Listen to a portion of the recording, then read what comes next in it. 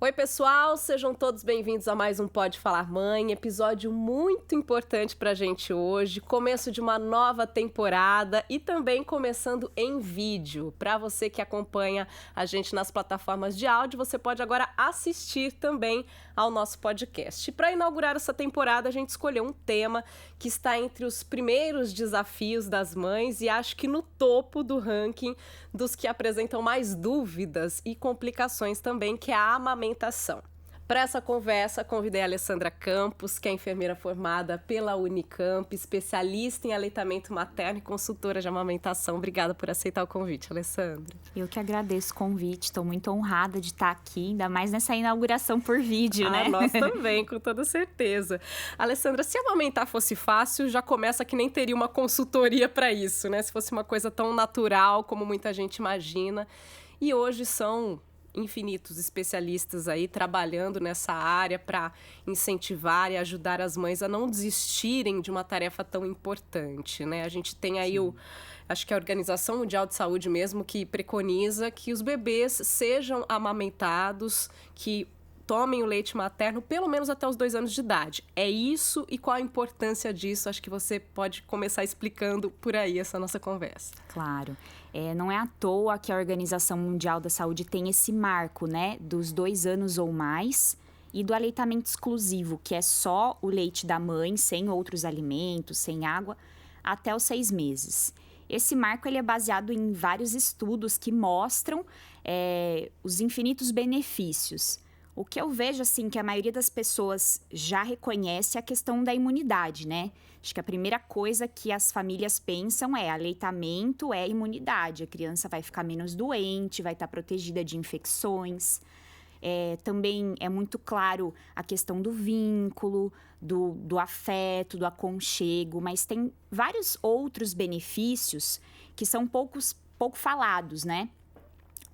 A questão nutricional também é um pouco, né, assim, é um melhor alimento, tem tudo que a criança precisa, mas tem os benefícios para a mãe, por exemplo, né, então, assim, quanto cada ano de aleitamento, essa mulher está protegida aí mais de 4% da chance de desenvolver um câncer de mama, por exemplo. Tem outros tipos de... recuperação do pós-parto também, que também acho que é pouco falada, né? O que você falou, quando a gente pensa na amamentação, de início, claro, a gente pensa na saúde da criança, mas também para a mãe, para voltar ao corpo ideal, né? Para o útero voltar ao seu tamanho ideal. Sim. É muito importante que a mãe amamente também, né? Claro, para a saúde dela. Claro. Né? E que seja prazeroso para a mãe também, né? E, bom, amamentar direto no peito também é um exercício para a criança, para ela se preparar aí para as próximas fases, né? De introdução alimentar, de falar. Então, assim, o desenvolvimento da musculatura facial, ela vai se completar aí com a ajuda da amamentação. Sim. Então, isso é pouco falado, né? E é muito importante também. E aí eu entro também numa questão que a gente chegou até a comentar no nosso primeiro episódio também, aqui do Pode Falar Mãe, que eu trouxe algumas situações que ninguém conta, né? Ninguém fala para as mães. E uma delas seria que as pessoas têm a sensação de que os bebês já nascem sabendo mamar, de que é um instinto. E não é, né? O bebê nasce sabendo sugar, que é algo muito diferente. A gente não entrou em detalhes e eu queria entrar nesse detalhe agora, né? Qual é a diferença e por que é um aprendizado, tanto para o bebê como para a mãe? Claro. O bebê, ele tem um instinto, né? O reflexo de sugar, ele suga desde dentro da barriga da mãe, suga o dedinho. Mas mamar, ele vai ter que fazer uma movimentação diferente, né? Ele vai precisar abrir mais a boca, movimentar mais a mandíbula. E então, isso é um aprendizado tanto para a mãe quanto para o bebê, né? De conseguir posicionar esse bebê da melhor forma, a facilitar também o aprendizado do bebê para que ele consiga extrair o leite da mãe. Então, é uma dinâmica que depende da mãe, do bebê, do entorno. Eu vou convidar aqui para nossa conversa também a Camila Magalhães. Ela é empresária, influenciadora digital, mãe do Thales, que hoje está com 5 anos. Obrigada pela participação aqui, Camila. Obrigada a você pelo convite, Lari. Muito honrada de estar aqui contribuindo com a minha trajetória. Eu chamei a Camila, Alessandra, porque ela foi até uma guerreira aí, né? Ela teve vários desafios no início. Eu queria que você começasse contando um pouquinho da sua história, Camila. Qual foi o principal desafio, a principal dificuldade que você enfrentou aí no início da amamentação? Claro, eu acho bem bacana começar falando também da gestação, o quanto a gente, às vezes, não se preocupa com a amamentação ainda na gestação.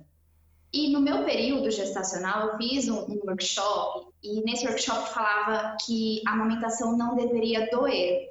Então, eu fiquei com essa frase na minha cabeça, né? Quando o Thales nasceu, já comecei a sentir desconfortos e dores. E eu ficava lembrando dessa frase, não deveria doer, não deveria doer. Só que a minha rede de apoio, né, tias, a minha própria mãe até, né, por ter uma vivência diferente, elas falavam que era normal. E aí, mãe de primeira viagem, a gente escuta quem, né? Fica ali numa dúvida. O que é para acontecer? É normal? Até onde é normal? A gente não sabe. E eu me senti perdida, sabe, nesse momento.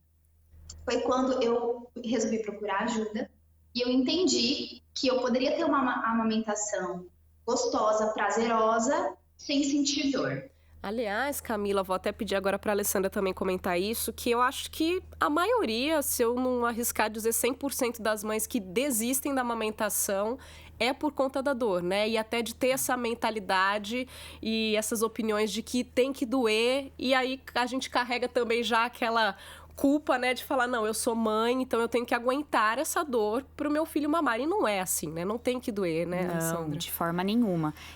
Essa ideia de que a amamentação é normal doer, ela é muito comum e ela é repercutida aí até entre profissionais mesmo, né? Que dizem, não, é normal, até calejar. Isso não existe. Então, assim, você ter internalizado essa ideia é muito bom, né, o que você falou de já ter procurado informação desde a gestação, isso, nossa, é muito importante. Importante de repetir essa frase várias vezes para que ela fique na cabeça das mães como ficou na da Camila, Exato. né? A amamentação não deve doer, tem que ser prazerosa. Claro. E a dor, ela tá sinalizando que algo tá errado, né? E não é algo errado com você necessariamente, ela tá sinalizando que algo tá errado e que você precisa procurar ajuda, que foi o que a Camila fez, né? Então, alguma coisa tá ali, nem sempre apega, né, que é o mais comum.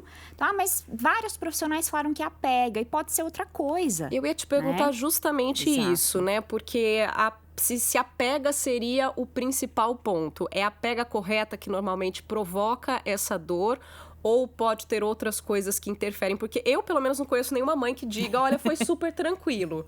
Olha, meu filho nasceu, já veio pro meu peito, mamou tudo, maravilhoso, foi uma delícia. Eu não conheço. Todas que eu conheço passaram por algum tipo de dificuldade, e algumas num grau muito grande de dificuldade. Além da pega, o que pode provocar a dor? Um bebê, às vezes, ele tem alguma disfunção oral ali, uma língua presa, alguma dificuldade de sucção, que você olha por fora e você não identifica, né? Então, é essa dor aí que persiste, apesar do posicionamento melhor, da pega correta, infecções, ducto obstruído, né? Então, algum canalzinho ali que entrega o leite que tá entupido e que provoca dor. Ixi, aí pode ser infinitas causas, A gente consegue, Alessandra, dizer como tem que ser essa pega? Eu sei que ela é muito visual, né? Difícil, principalmente para quem acompanha a gente aí só pelo áudio, mas assim, eu ouvia algumas frasezinhas que acho interessante, tipo boca de peixinho, o lábio do bebê tem que pegar, né, toda a auréola. A gente consegue explicar um pouquinho como tem que ser feita essa pega? Claro. Vou tentar ser o mais didática possível. Bom, eu aprendi dessa forma também, né? Em relação à boca de peixinho, barriga com barriga. Eu prefiro explicar de uma outra forma, né? Eu penso assim que o bebê ele tem que estar, primeiramente, totalmente alinhado em relação a ele mesmo. É muito comum, às vezes, pegar o bebê com o bebê com a barriga para cima, o umbigo apontando para o teto e o bebê tendo que virar a cabeça para o peito da mãe. Se a gente virar a cabeça e engolir saliva, a gente já percebe que é difícil. Então, começa com o bebê estar totalmente virado para a mãe.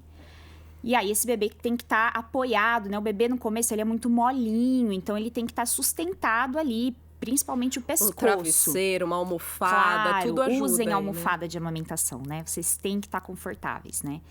E o outro é a pega começar com o mamilo da mãe apontando para o nariz do bebê e não pela boca, né? E a hora que esse bebê abrir bem a boca, a gente vai trazer esse bebê para o peito e não a mãe ir até o bebê, né? Então a gente traz e tuxa o bebê mesmo, sabe? Porque quanto mais profunda for essa pega, mais no fundo esse mamilo vai, né, na boca do bebê, e essa pega vai ser mais confortável, essa criança vai tirar mais leite. Então, assim, esse é o segredo. Ele não pode ficar só no biquinho, vamos dizer assim. Ele tem que abocanhar todo o mamilo da mãe. Exato. E existem estratégias aí, conforme o bebê, conforme o jeito da mãe, o tipo do peito, de fazer esse jeitinho aí acontecer conforme a dupla, né? Camila, conta um pouquinho pra gente, assim, ajustou a pega e aí já andou bem ou não foi tão simples assim? Não foi tão simples. Você falou sobre os diversos motivos que podem causar essa dor, e o meu não foi até. Eu ainda estava no hospital sentindo desconforto e eu perguntava o que era para os médicos, para as enfermeiras, até para o meu obstetra, e ele falava, não, tá tudo certo. Por quê? Porque a pega estava correta. Só que eu fui descobrir depois que era a posição da língua dele que não estava certa, que eu não conseguia ver, como a Alessandra mencionou, e ela estava gerando ali a dor, o desconforto. Depois, né, eu tive machucados e tudo mais. Então, todo mundo me falava que a pega estava correta, eu via realmente que a pega estava, mas era a posição da língua. Então, ali foi um ponto bem crucial que a consultora de amamentação realmente fez a diferença, porque eu poderia ter desistido por não saber dessa informação. É muito importante buscar ajuda, né, Alessandra? Essa questão da língua, até acho que uma mãe de primeira viagem que tá ouvindo a gente vai pensar, meu Deus, mas como que eu vou saber se a língua tá certa, se não tá, e como ajustar isso? Um profissional pode ajudar, uma própria enfermeira no hospital, na maternidade, né, uma fono. Quais são os profissionais indicados aí nesse momento? Olha, eu diria que um especialista de amamentação, né, porque a língua, falar sobre língua presa rende muito assunto. Exato, inclusive temos já um episódio gravado sobre língua presa, corre lá, maratona, no Pode Falar Mãe, a gente gravou um episódio inteiro sobre a língua presa que pode interferir muito na questão da amamentação, né? Claro. Assim, ainda não existe um protocolo uniformizado no país inteiro de como avaliar essa língua, né? Então, assim, esse teste é feito na maternidade, mas ele vai acabar identificando aquelas línguas mais óbvias, que você olha assim de longe, nossa, aquela criança tem a língua presa. Mas existem muitas variações, né? E não importa só a aparência da língua, mas a função da língua. Então, tem aqueles bebês que têm a língua presa, mas que conseguem se adaptar. Então, às vezes, nem para olhar novamente para essa língua. Mas como no caso do Thales e da Camila, isso precisa ser revisto. Então, assim, o que é importante as pessoas saberem não importa que teve avaliação na maternidade, sempre é momento de reavaliar essa língua. Ouviu de uma pessoa que não vai em outra, né? Que pode ser pediatra, mas também tem que ser um pediatra que tenha esse olhar, né? Um treinamento para avaliar essa língua, uma fonoaudióloga, um otorrino, uma especialista de amamentação, uma consultora, aí pode ser vários profissionais. Eu não sei se eu que sou a louca do médico, mas eu também nunca fico só com uma opinião, né? Quando alguém me fala uma coisa, eu tô com aquela pulguinha atrás da orelha também, vamos buscar uma outra opinião, né? Vamos buscar ajuda de quem entende também. A gente sabe que mães, tios, tias são super bem intencionados, mas muitas vezes não têm o conhecimento que um profissional tem para ajudar nesse momento, né? Camila, vou pedir para você aguardar um minutinho, a gente já volta a falar com você, porque eu tenho aqui outros depoimentos de mães que eu queria repercutir um pouco com a Alessandra, aproveitando aqui a presença dela. Primeiro a gente vai mostrar um trechinho de uma reportagem que a gente fez logo no lançamento do nosso podcast, que uma mãe falou sobre o momento da descida do leite. Eu achei muito importante, então a gente vai ouvir um trechinho dele e aí a gente já comenta sobre isso. O que mais me marcou foi a descida do leite, a pojadura, né, que se chama, que a gente tem sintomas mesmo físicos. Então, de um dia para o outro, o meu seio aumentou muitas vezes, quente, eu tive febre, eu tive tremedeira. E eu lembro de ter acordado na madrugada com essa sensação, sem saber o que estava acontecendo. Eu falei, nossa, acho que tem uma coisa errada, acho que eu vou morrer. Não consegui acordar meu marido, porque eu estava dormindo, então eu estava meio ali no limbo. Eu lembro dessa sensação de estar sozinha, passando por uma coisa que eu nunca tinha ouvido falar. Então, achei importantíssimo trazer, Alessandra, porque até comentando um pouco o meu caso, eu brinco que eu dormi Larissa Castro, acordei Pamela Anderson. Entregando um pouquinho a idade aí na brincadeira, mas assim, foi impressionante. Quando a gente fala da noite pro dia, não é modo de dizer, né? É literalmente. Eu dormi de uma forma e acordei com meus seios o triplo do tamanho. E uma dor absurda, duro, assim, aquela sensação de que vai explodir, né?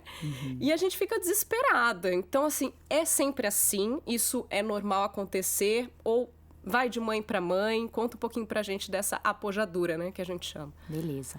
Vamos pensar que essa descida do leite é o início da produção de leite. Isso é importante, porque não é que tem muito leite. É como se fosse um processo inflamatório do seu corpo que está se adaptando aí para começar a produzir leite. E isso acontece depois do parto, né? Entre 2 a 5 dias depois do parto, mais ou menos. Ou seja, geralmente acontece em casa mesmo.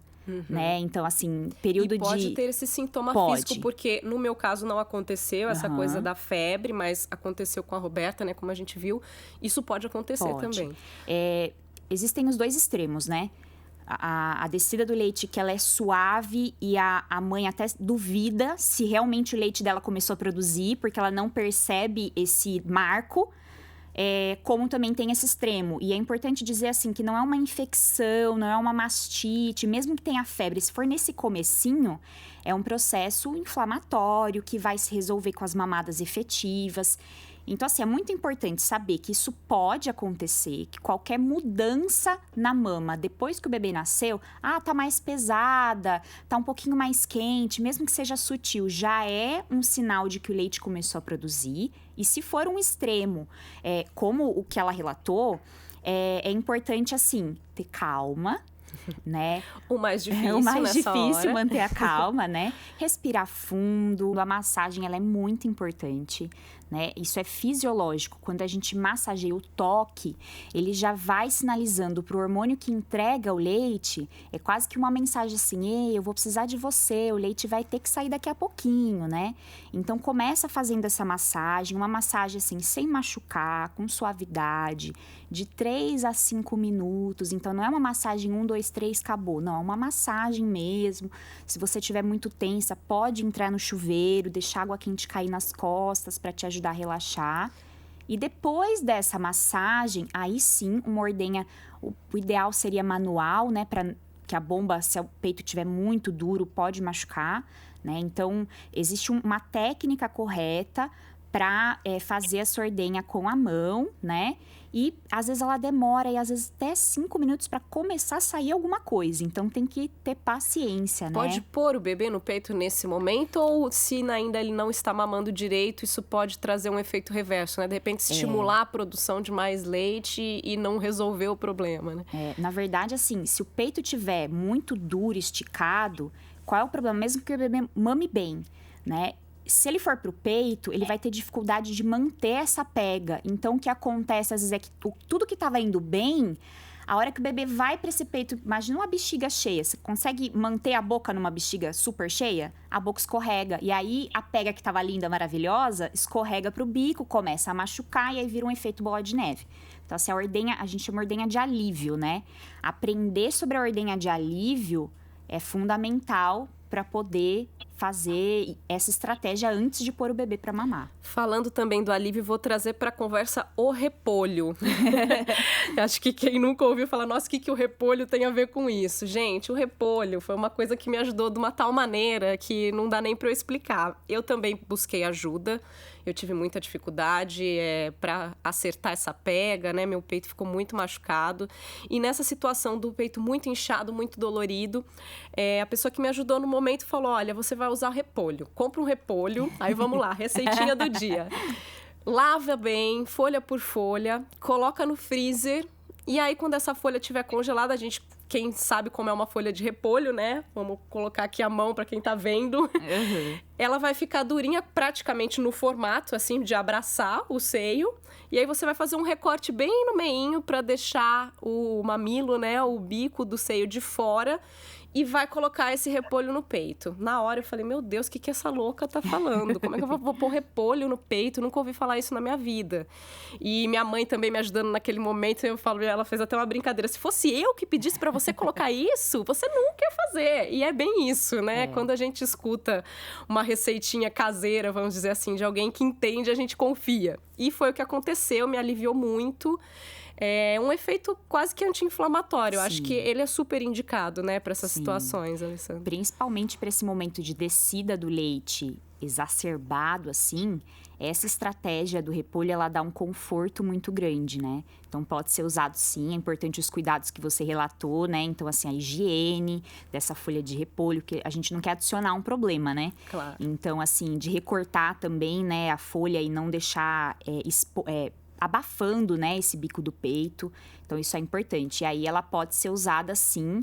É uma questão de dar um alívio aí de 1, 2 dias fazendo isso, junto com a ordenha de alívio. Então, assim, não adianta fazer o repolho e não fazer a ordenha de alívio, né? Então, vai somando as estratégias, que aí resolve. Eu acho que outro ponto importante para a gente trazer aqui para a conversa é a questão do contato logo no início, né, com o bebê. Esse, a gente chama de golden hour, né, essa primeira hora, logo após o parto, contato pele a pele com a mãe, o quanto isso é importante para a amamentação. Então, eu vou primeiro trazer mais um depoimento, então, de uma mãe que fala sobre isso. No caso dela, ela não conseguiu ter esse primeiro contato. Vamos ouvir. Minha maior dificuldade na amamentação foi manter a minha produção de leite. Eu tive uma filha prematura de 26 semanas e ela ficou internada na UTI durante 3 meses. Nesse período, eu tinha que fazer uma rotina de ordenhas no hospital para que eles pudessem dar o leite para ela pela sonda e manter outra rotina em casa para que o meu corpo não parasse de produzir. Quando ela veio para o peito ainda internada, eu não tive muita dificuldade porque uma fono sempre me acompanhava. Mas o que aconteceu é que eu tive oscilações de quantidade por conta do emocional. E aí o que me ajudou muito foi a consultoria de amamentação. Bom, vamos lá, né? Ela trouxe pontos bem importantes aí no depoimento. Primeiro vamos falar desse primeiro contato, Alessandra. Por que é tão importante, né? Que o bebê já venha pro peito, já tente mamar na primeira hora de vida. Todo bebê, ele nasce na primeira hora, assim, entre 1 e 2 horas de vida, é um período de estado de alerta, né? No caso, o bebê da Luana era extremamente prematuro, mas pensando assim, de uma forma geral, o bebê ele vai estar mais ativo. Então, ter esse momento de contato, mãe e bebê, é extremamente importante, né, para começar a desencadear a questão hormonal. Embora, né, como a própria Luana demonstra, se não houver isso, não quer dizer que está tudo perdido. É um jeito de começar com o pé direito. E não necessariamente o bebê precisa mamar. É um momento de conexão ali mãe-bebê, o pele a pele. E não é mostrar o bebê embrulhadinho no campo, né? Não, é pele com pele mesmo. Né? Então, é importante as pessoas reivindicarem isso. Mesmo que haja rotina hospitalar ali, logo depois da rotina hospitalar, volta o bebê para o pele a pele. Isso ajuda muito. Trazendo agora para umas diquinhas práticas, Alessandra, falando sobre quem conseguiu, acertou a pega, tá amamentando. Aí fica aquela dúvida também de eu dou só um peito, depois eu dou o outro. Eu divido, na mesma mamada é importante o bebê pegar os 2 seios.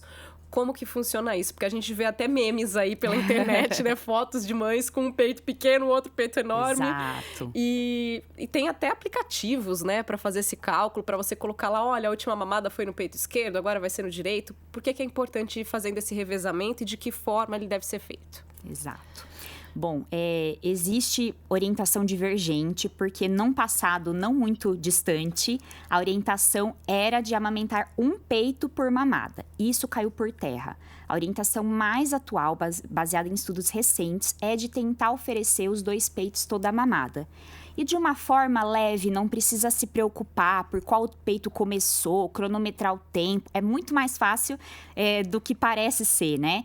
Então, a mãe pode começar por qualquer um dos peitos ali.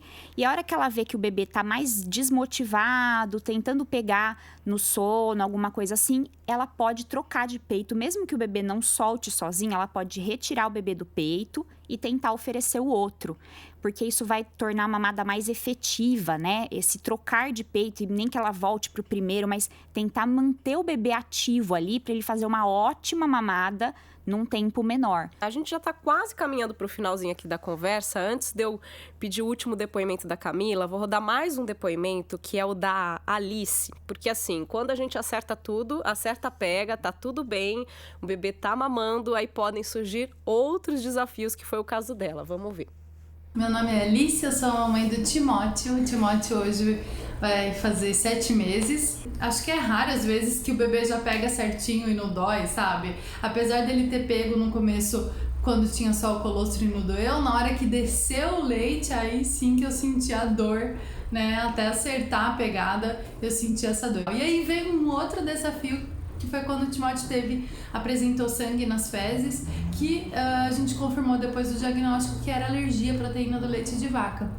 E aí eu vivi a restrição, né? Então, como é mãe que amamenta, eu precisei restringir toda a ingesta de leite e derivados de leite, da proteína do leite, mas sabendo da importância do aleitamento materno. E, claro, tendo essa rede de apoio. Então, eu tive um pai que faz pão sem leite pra mim, né? Minha mãe, meu marido, toda a minha família que sempre me ajudam. E por eu saber da importância do aleitamento materno, eu consegui não desistir, né? Então, hoje eu olho pra trás e vejo, puxa, valeu a pena.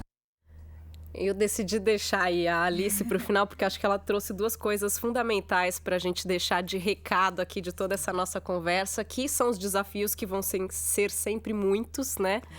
Quando a gente acha que superou um, vem outro.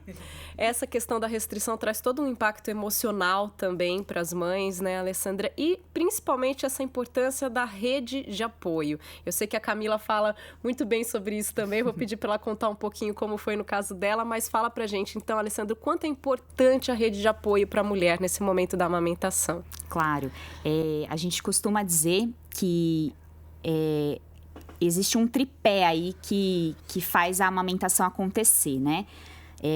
A mãe estar convicta, ter a informação da importância, da capacidade dela de produzir leite, o suporte profissional, especialmente nesses casos adicionais aí de dificuldade, e a rede de apoio, né? Então, quando uma mãe não consegue amamentar, não é culpa dela, né? Muitas vezes é mais de um ponto aí desse tripé que está fragilizado, né? Então, o entorno da mãe tá fazendo as coisas da casa para que a mãe não se preocupe, para que ela se alimente, para que ela descanse, e dando palavras de incentivo. Olha, vai dar certo, eu sei que parece que tá errado, mas olha, você vai conseguir, você é capaz. É um apoio emocional, claro, mesmo, e até os pais aí, né, ficam muitas vezes perdidos nesse papel de, poxa, eu não posso, não sou eu que tô amamentando, não é o meu peito, como é que eu faço para ajudar? O apoio emocional já complementa tudo, né? E o pai só não vai dar o peito, mas todo o resto ele pode fazer, não é mesmo? Trocar fralda, dar banho, fazer um almoço aí gostoso, né? E Camila, então, para encerrar sua participação também, eu sei que sua rede de apoio fez toda a diferença. E o Thales mamou até quanto tempo? Fala pra gente. O Thales mamou até 3 anos e meio. E foi muito especial esse tempo, né, de amamentação. Depois que eu consegui aí ter uma amamentação sem dor, eu pude curtir aí por um bom tempo, né, ele amamentando. E é bem interessante complementar essa questão de rede de apoio, porque às vezes algumas pessoas pensam que tem que fazer algo muito grande para apoiar a mãe. E, no meu caso, eu tive o meu marido, né, como rede de apoio principal ali, fazendo coisas simples. Então, quando eu começava a amamentar, ele enchia minha garrafinha de água e deixava do meu lado. De manhã, ele deixava lanches preparados para mim, porque tinha o horário da mamada, então ele já deixava o café da manhã. À noite, quando eu estava bem cansada, né, amamentando bastante, com pós-parto que a gente já conhece, ele fazia uma vitamina para eu beber. Então, são coisas simples do dia a dia que ajudam muito, porque a gente não precisa se preocupar e ter ali alguém, às vezes, só fazendo algo para nós. Às vezes o pai não consegue dar um apoio emocional, não entende o que está passando na nossa cabeça, mas ele colocando um copo d'água, um lanchinho, fazendo uma vitamina, já ajuda muito. Perfeito. É o pai sendo pai, né? Eu costumo falar que eu não gosto de dizer que pai ajuda, porque pai cumpre o papel dele. Exato. E dentro desse papel tá esse suporte. Então, Camila, muito obrigada, viu, pela sua participação. Aproveito para agradecer a Alessandra também. Obrigada. A gente sabe que a amamentação é um assunto que rende muito. A gente vai voltar a falar sobre ele aqui também. Aí tem a questão da volta ao trabalho, né? Como ordenhar, como armazenar o leite. Tudo isso a gente pretende abordar aqui também, mas neste primeiro momento, agradeço muito a presença das duas, gente. Obrigada. E parabéns para você, Camila. Obrigada novamente pelo convite. Estou sempre à disposição para contribuir. Perfeito. Pode Falar Mãe ficando por aqui, então. Agora em vídeo para você também. A gente lembra que a gente já tem vários episódios disponíveis nas plataformas de áudio. Escolha a sua favorita e vai lá maratonar, porque tem bastante tema importante para toda a família. Beijos e até a próxima.